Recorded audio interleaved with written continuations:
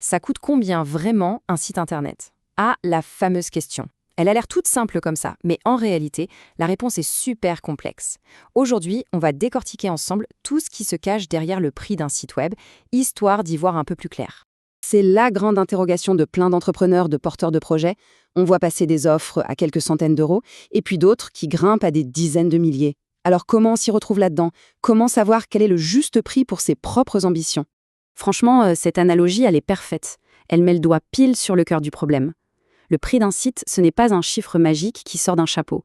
Ça dépend si on cherche l'équivalent d'un petit studio sympa et fonctionnel ou si on vise le manoir avec piscine. C'est juste le reflet d'une stratégie et des fonctionnalités qu'on veut y mettre. Allez, voilà notre feuille de route pour s'y retrouver. On va d'abord voir la différence essentielle entre le coût et la valeur. Ensuite, on regardera les 3 piliers qui font le prix, comment bien choisir son prestataire, les fameux coûts cachés, et pour finir, comment transformer cette dépense en un investissement vraiment intelligent. C'est parti! Ok, on plonge direct dans le concret avec une petite histoire.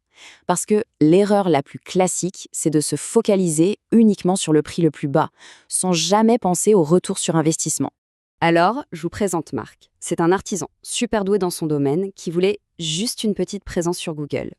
Il a donc opté pour une solution à très très bas coût, un site fait pour 300 euros. Son idée, c'était de limiter les frais au maximum.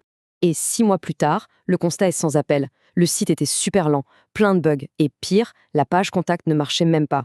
Bilan des courses, ces 300 euros n'ont absolument rien rapporté. Zéro, c'était une perte sèche.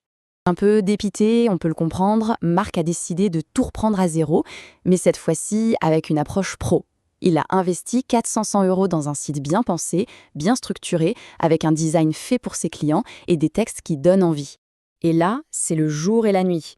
Grâce à ce nouvel outil, Marc a décroché 3 gros chantiers qui sont venus directement de son site en même pas un trimestre. Il a rentabilisé son investissement à toute vitesse. La leçon, elle est hyper claire.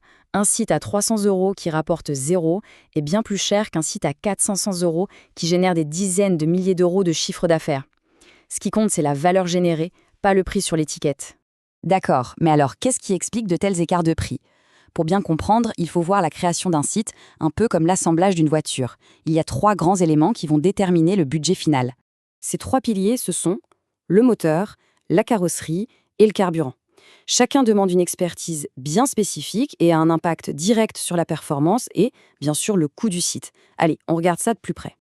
Le moteur, c'est toute la partie technique, celle qu'on ne voit pas. C'est ce qui est sous le capot.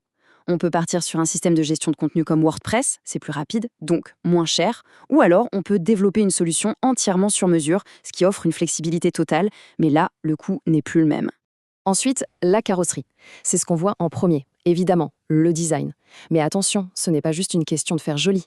L'expérience utilisateur, ce qu'on appelle l'UX, est absolument cruciale pour que la navigation soit fluide et intuitive. Un bon design, ça guide le visiteur et ça l'encourage à faire ce qu'on attend de lui. Et enfin, le carburant. On peut avoir la plus belle voiture du monde, si on ne met pas d'essence dedans, elle ne bougera jamais du garage. C'est exactement le rôle du contenu et du référencement, le SEO. Ce sont les textes bien écrits, bien optimisés, qui vont attirer les visiteurs sur le site et qui vont les convaincre de devenir des clients. Bon, maintenant qu'on sait de quoi est fait un site, la question c'est qui va le construire? Les options sont assez variées et chacune correspond à des besoins et des budgets bien différents. Les ordres de grandeur peuvent faire le grand écart. L'option fait maison, avec des outils comme Wix ou Squarespace, c'est la plus abordable. Mais attention, ça demande du temps, beaucoup de temps. Le freelance offre souvent un super équilibre pour les PME. Et puis l'agence, ça devient la solution pour les projets d'envergure qui ont besoin de toute une équipe. Si on détaille un peu, on voit bien que le prix évolue avec la complexité. Pour une simple page de présentation, les budgets restent continus. Par contre, pour un site e-commerce complexe avec des milliers de produits, on change carrément de dimension. Le choix de la technologie et du prestataire est donc directement lié à l'ampleur du projet. Pour résumer très simplement, le freelance, c'est l'agilité et la flexibilité. L'agence, c'est la puissance de frappe d'une équipe complète.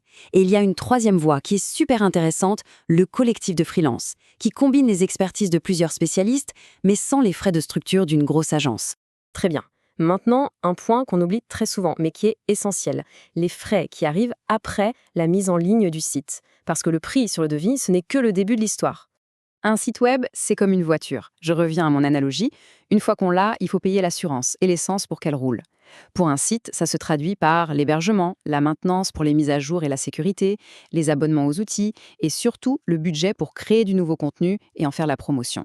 Et ça, c'est vraiment un conseil en or. Lancer un site sans prévoir de budget marketing, c'est un peu comme ouvrir un magasin magnifique, mais au milieu du désert. Personne ne saura jamais qu'il existe. Le référencement et la publicité, c'est ce qui va amener des gens dans le magasin. On arrive au point final. Comment faire un investissement intelligent? L'objectif, c'est de changer complètement de perspective. Il ne faut plus voir un site comme une simple dépense, mais comme un investissement stratégique. Un vrai atout au service des objectifs de l'entreprise. Pour faire le bon choix, voici une petite checklist super pratique. Un bon partenaire, il va d'abord s'intéresser au projet d'entreprise, pas juste à la technique. La transparence sur la propriété du site est non négociable, et c'est aussi important d'avoir une formation pour pouvoir gérer les petites choses au quotidien sans dépendre de quelqu'un. Voilà, c'est vraiment le message clé à retenir de tout ça. Le juste prix, ce n'est pas forcément le plus bas, c'est celui qui va permettre d'atteindre les objectifs fixés.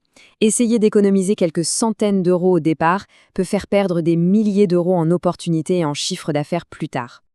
Pour conclure, je vous laisse avec cette dernière réflexion.